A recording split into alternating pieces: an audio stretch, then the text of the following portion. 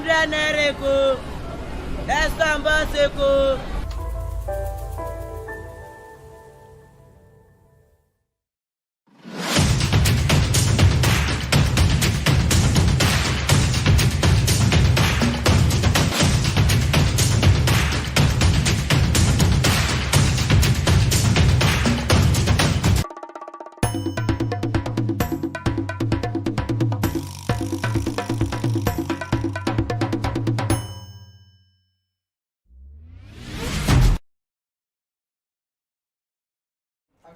Good morning, viewers. You're welcome to another exciting edition of the program Lagos This Morning. Today being the 13th of March 2023, we'll be discussing about recent news updates in Lagos State and also across the Federation.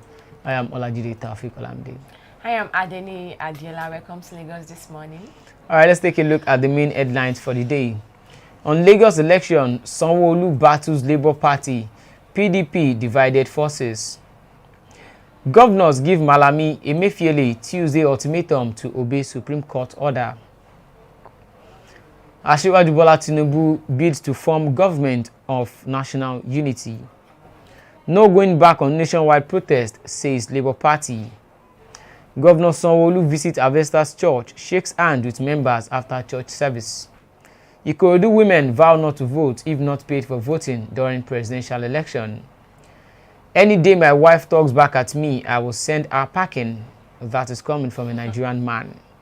All right, let's take a look at the details. All right. Sanwo-Olu battles LP, PDP divided forces.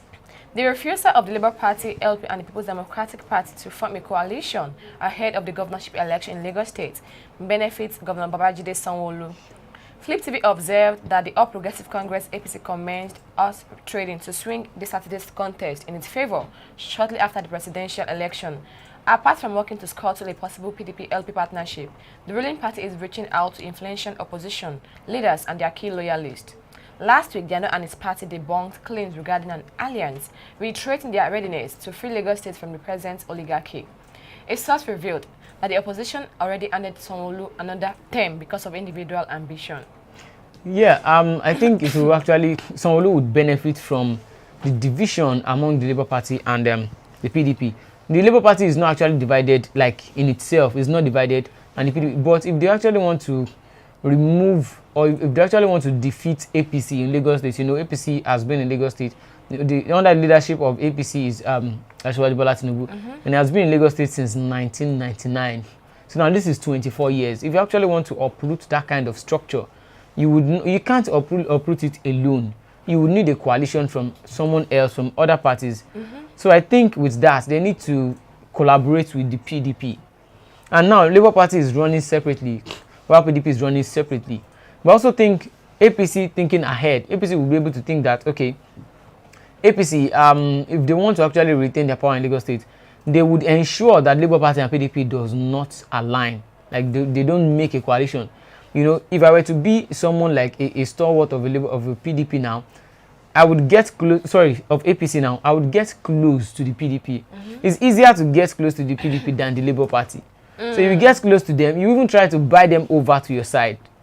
So once they buy some of the PDPs over to their side, automatically they might be able to win the election, because this governorship election would be a different ball game. It will be different from the presidential election entirely. Yeah, it's because going now to be very, very different. it will be very, very different. It's like a presidential election on its own again. But you know, the presidential election, you can actually, if you lose your state, you can win in another state. But right now, you can't lose anywhere. Exactly. You have to win. You just have to win. You don't have any excuse or any other thing. You just have to deliver. So it is like winner takes all when it comes to the governorship election. So I think if it would be better for the Labour Party and PDP to come together, just like when the APC actually wanted to uproot PDP from the national level, there was an alliance between ACN and CPC. There was alliance, and they both formed APC. Had it been there was no alliance between them, you will realize that Buhari has been running since 2003. He ran 2003, he lost. 2007, he lost. 2011, he lost. Until there was an alliance, that was when he could win. So I think to some extent now, they need to make an alliance. If they don't make an alliance, well, I'm not saying they wouldn't win, but their chances of winning would be slimmer. But if they make an alliance now, you know, if you have 2 horse race, you'll be able to share the vote just equally. You split it into 2. But if you have 3 horse race, and 2 people are running against an incumbent government who have been on the seat of power for the past 24 years, it will be very hard for the other 2 opposition parties to be running separately. You will share the vote that you're supposed to collaborate together and have it and put this vote in bulk. You will end up sharing it. So that's what I think.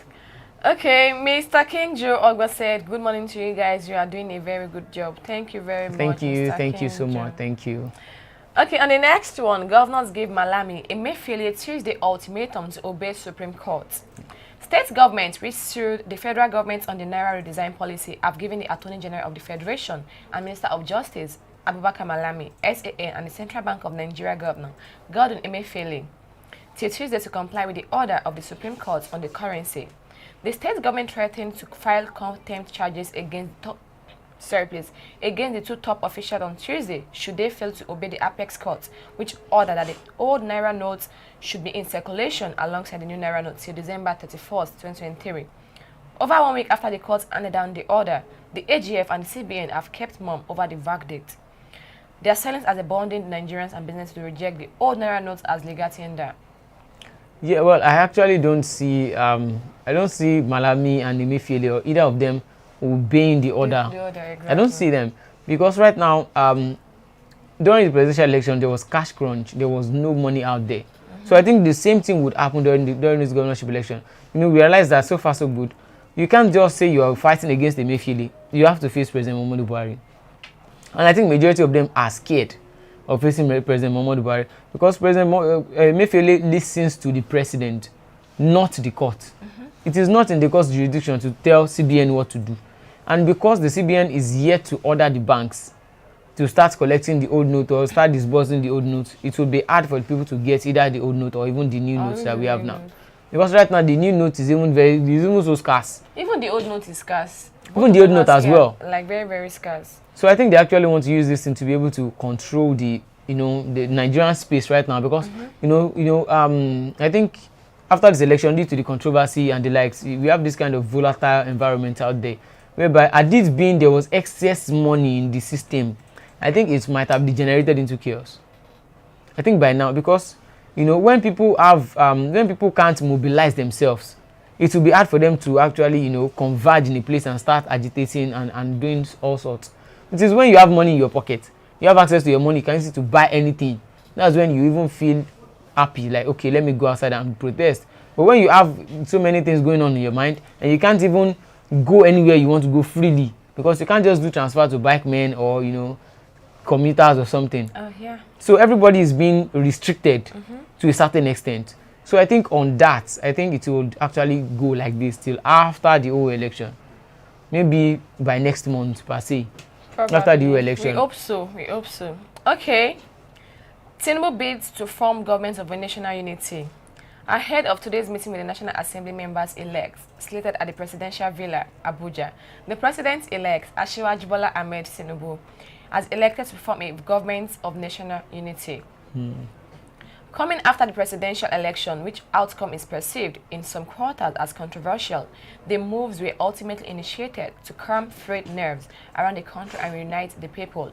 It was learned that already the president-elect is disposed to the zoning of the Senate presidency of the incoming 10th National Assembly to the southeast to assuage the feelings of real or perceived disparity among the people. A reliable source who pleaded anonymity revealed that Tinubu has vowed to leave no stone unturned at ensuring that all parts of the country are embraced in his new government, regardless of their political inclinations in the last elections. Yeah, we know Tinubu to be a very, great politician. He's a very, very vast and very experienced politician. So I think he would actually cede the Senate presidency to the southeast. And so the hierarchy of the hierarchy in Nigeria would now be like the president would be from the southwest, vice president would be from the north, then the number 3, the Senate president would now be from the southeast. So I think with that it would be a balanced equation. Maybe some people, in big positions in the house might not be maybe from the middle belt or something. So the governance would go round. It won't be as if it is just one-sided, maybe only the northerners or maybe the southwesterners. So it will be both the northerners, southwesterners, and southeasterners. I think with that it will be okay. Even considering the fact that there's still court cases out there that you know, the Labour Party and PDP are not so cool with the outcome of the election due to the fact that there was controversy. And personally, I also think the outcome of the election was due to the fact that there was no direct uploading of results from the polling unit. I think had it been INEC had obeyed the Electoral Act, everybody would have just accepted the results. Even because during 2015 and subsequent elections in the past, we realized that there was actually vote buying, you know, intimidations and the likes, but people didn't take it too serious unlike this election. Had it been there was direct uploading from the polling unit to the IRF portal, I think even by now there is still, you know, the result that have been uploaded on the IRF portal is still not complete yet.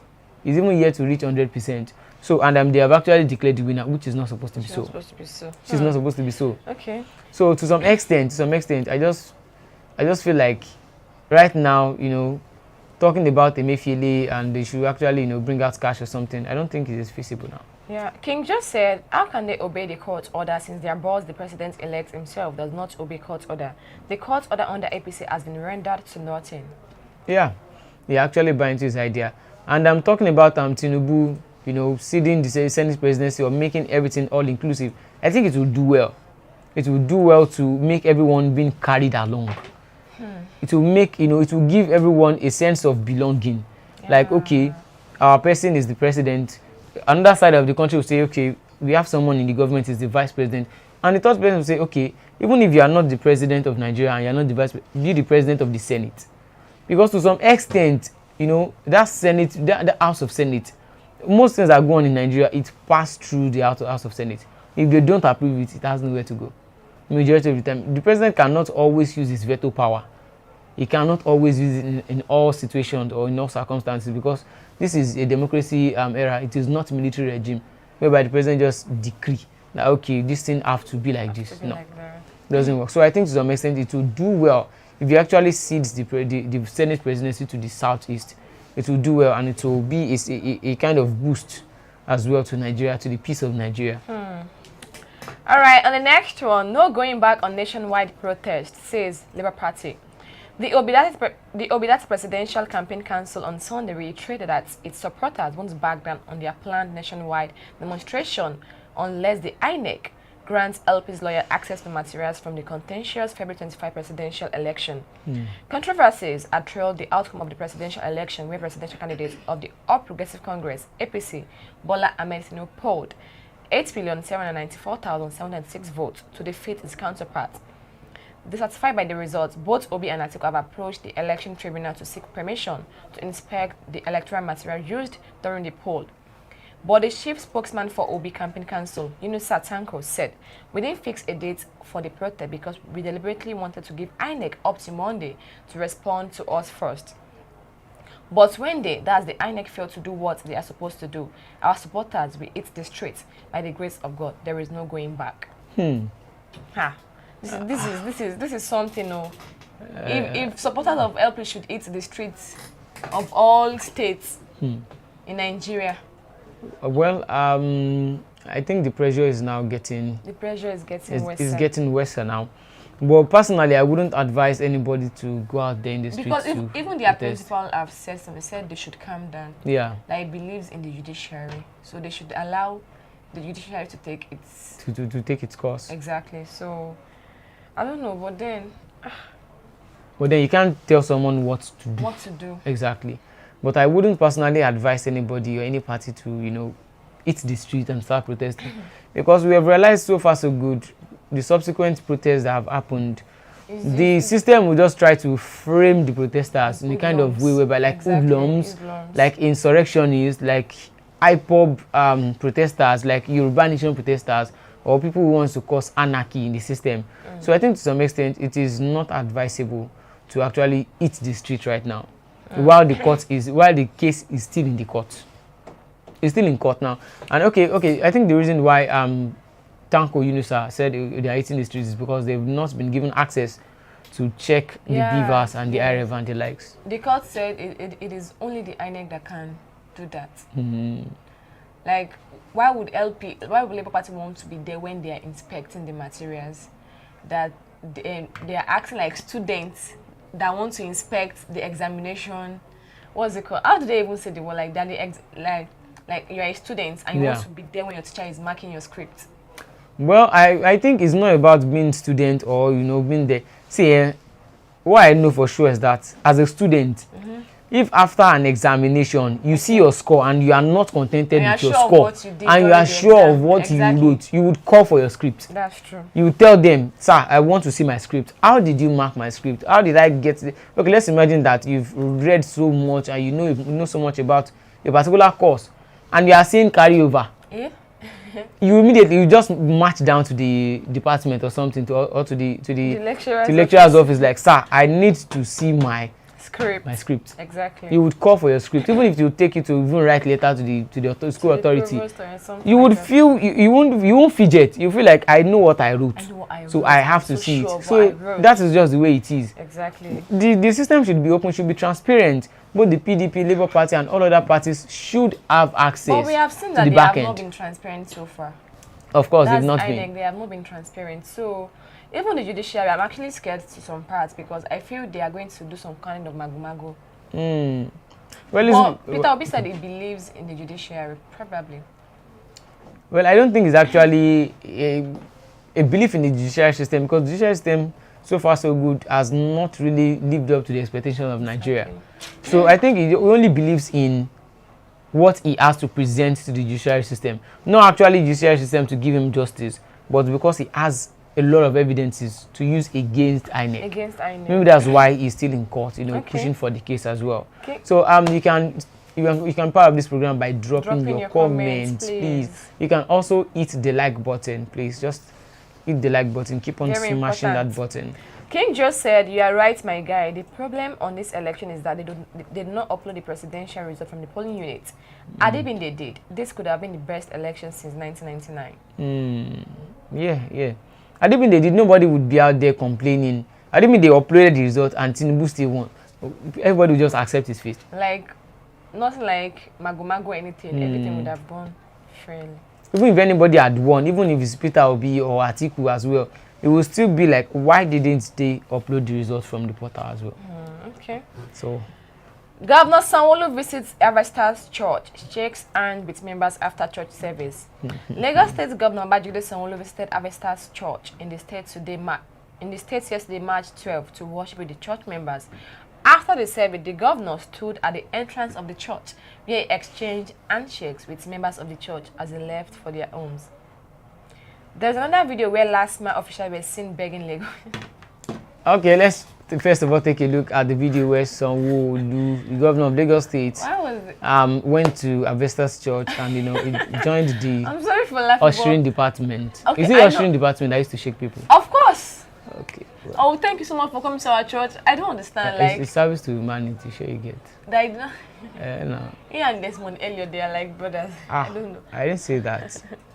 All right, let's take a look at the video. But this is another video of where last man was begging Lagosians. It's not playing. Can I continue? All right. So we saw the video whereby Sanwo-Olu actually went to the church. People are seeing this thing as an act of desperation. Of course, it is an act of desperation. Like something like you've not done since you have been in church. In power. And then now you are doing it just like few days to the election, just like Desmond Elliot did. Like he went to buy transformers for his constituency that he did not buy for the past 3 and some months. Some years back that he did not buy. So just few days to the election, now he needs to get transformers for his constituency. Now we are saying Governor Sanwo-Olu. The last one I saw was it was in a supermarket, I think ShopRite. Yeah, was exactly. Making ice cream, and then he went to situation. Oh, you sell shoes here? No. It's Pepe they are selling. It's Pepe they are selling. I don't understand. Something they have not been doing for a while, that they have not been doing some years back. Now they are doing it desperately now that they need the people's votes. This should be like a sign to the people, like these people they are just after desperate. Our votes. They just want us to vote for them. When we are done voting for them, we will never see their brake light again. Yes. Except they want to run for another office again. Then we will not say, vote for this person again. No. These people, they know what they are doing. They are just desperate to get the masses votes, which is the truth. Well, let's take a look at the other video where we have our last ma officials. They were trying to, you know, beg the Lagosians. There's this kind of song they were playing, K1 song. Okay. Yeah, in that, if you are a Yoruba person, you would understand the song. That song is a means of pacifying someone you've offended before. So let's take a look at the video. Let's take a look at it. Is it playing?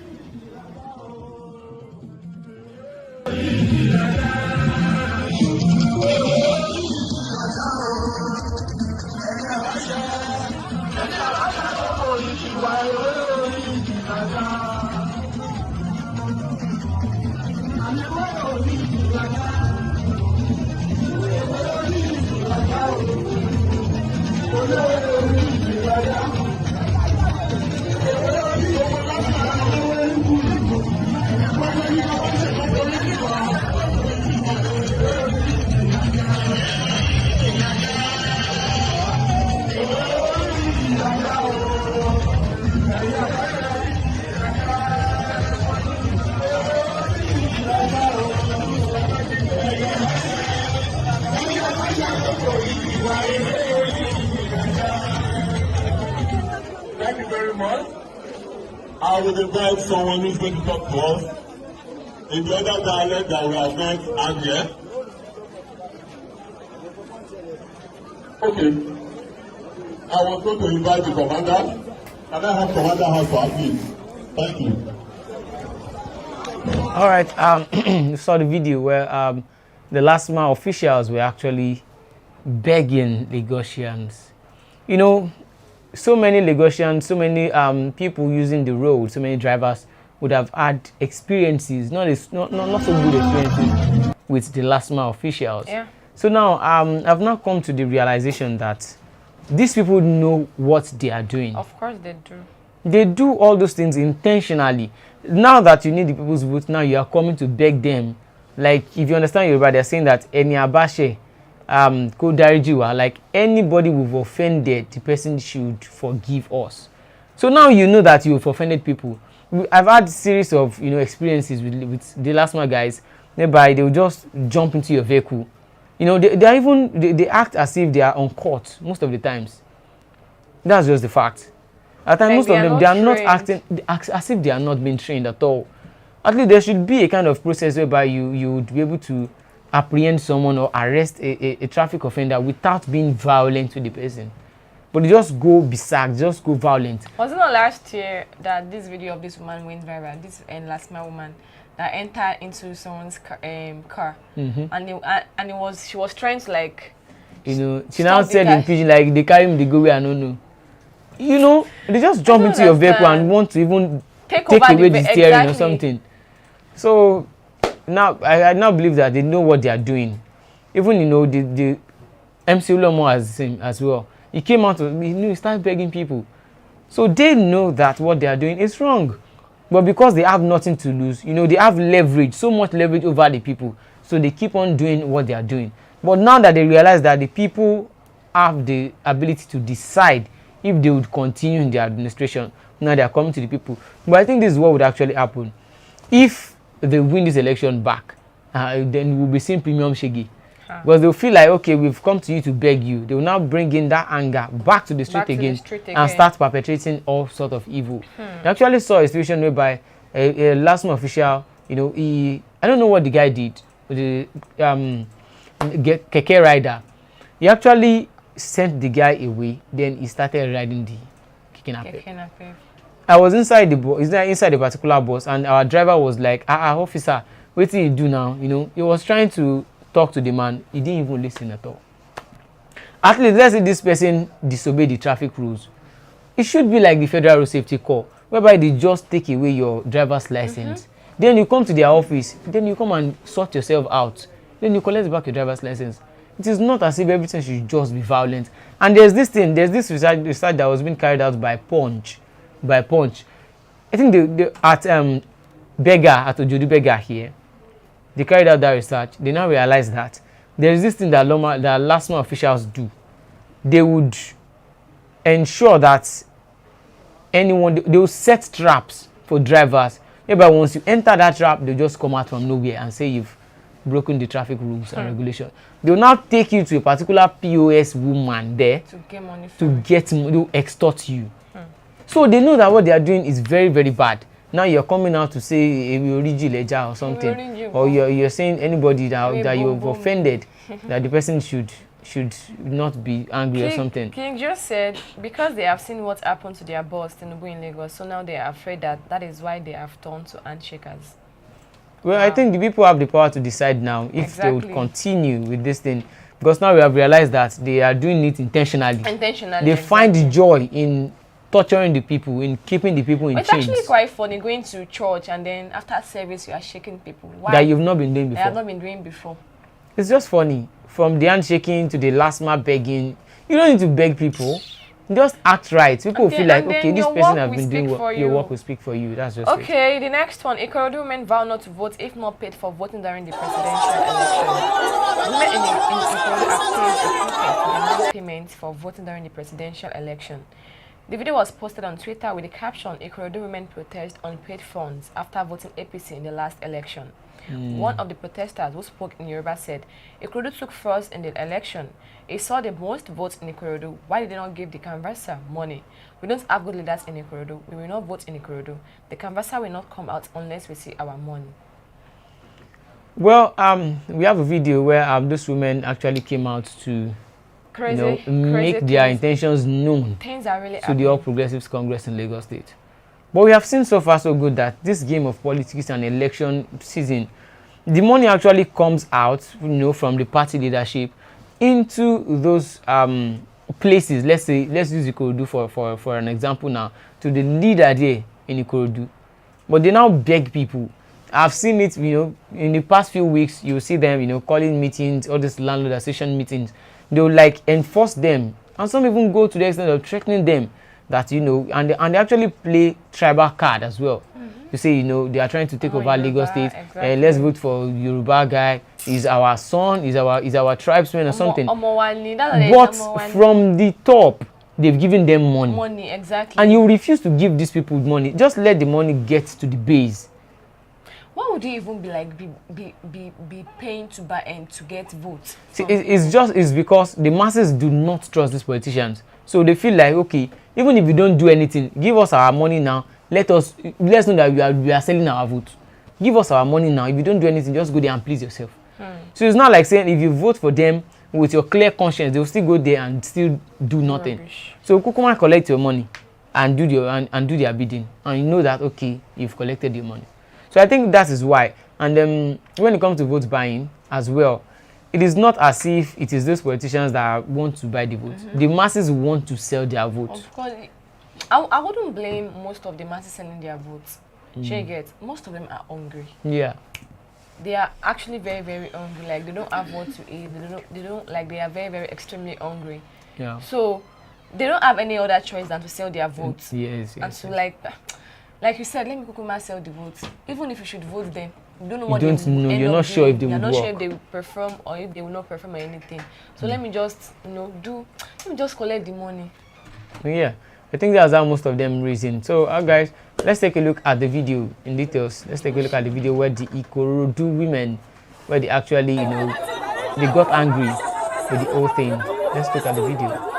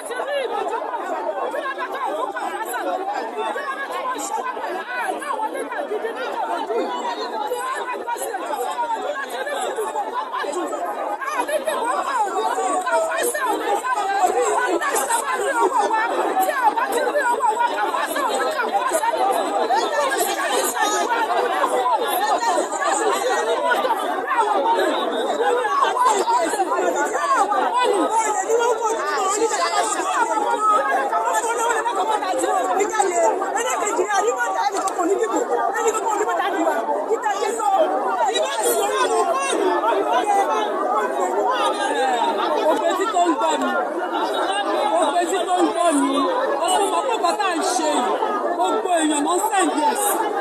Ní orúkọ tèmi tèmi bá yín sọ̀rọ̀. Orúkọ mi ni Ọmọdọ̀lápọ̀ Adémi. Mo wà ní Wọdé ní Lagos Road, First Bank. Láti 15 years tí mo ti wà ní Ìkòròdú yìí. Mo máa ń ṣe òṣèlú láti Mushin ni. Ìgbà tí mo kọ́dé Kòròdú yìí, mo gba bọ́sà kàdí ní sí Kòròdú yìí láti lè máa ṣe APC. Nínú APC ni ọ̀bá mi bí mi sí. Láti ìgbà tí mo ti dé Kòròdú ní over 15 years, ní ìjẹ́ 500 naira APC. Mo jẹ́ ń ṣe ọdọọdún mo fi ń dìbò fún wọn. Lẹ́yìn òtí ẹ̀ wá bí mi mú. A máa bọ́ síta máa ṣe kàmbásà. A máa pín àwọn èèyàn bọ́ta. Àwọn tá wà nínú síìtì. Àwọn là ń ṣe kàmbásà gẹ́gẹ́ bí pé àwọn èèyàn yìí. Ọwọ́ ṣe kò ṣe yẹn tó. Wọn ò fáwọn èèyàn lówó. Wọn ò fáwọn èèyàn ní ìbọn wọn. Ọlọ́run láti ṣe kí ni ìrí ìwà aṣáájú mú. Nígbà òru yìí, ẹjọ́ gómìnà.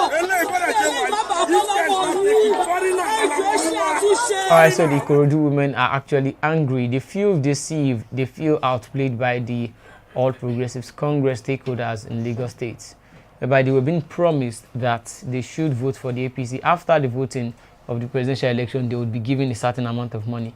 And they realized that so far so good, nobody has even spoken to them about the money. So you can be part of this program by hitting the like button and also dropping your comment. What do you feel ahead of the governorship election? Let's have your commenter quickly before we move on.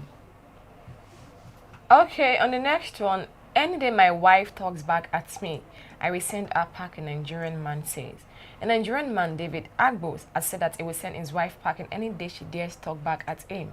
According to him, she must kneel down and apologize anytime she offends him because he is a Lord just like God commands. Okay. If you were to be in that woman's shoes, what would you I do? can never be in that woman's shoes.